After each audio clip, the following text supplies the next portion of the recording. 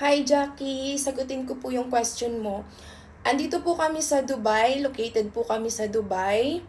At kung plan mo pong mag-apply sa amin, kung nandyan po kayo sa Qatar, sa Saudi, sa Bahrain, or sa Oman, wala pong problema, open po kayo sa amin. Pero hindi po kami ang gagastos ng papunta nyo po dito. It means, yung pagpunta nyo po dito sa Dubai, kayo po ang gagastos. Nag-a-assist po ako, inaasikaso ko po yung mga kailangan nyo papunta po dito. I-PM nyo lang po ako sa WhatsApp, ilalagay ko po sa caption.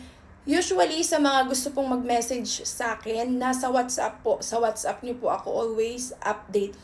At sinusulat ko po yan na words. Hindi ko po yan sinusulat na number. Kasi kapag number ko po sinulat, nade-delete po.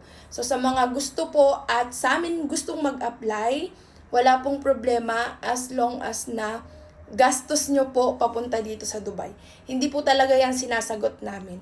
Kahit po nasa Pilipinas ka pa, pwede po. And yun lang po. And thank you so much.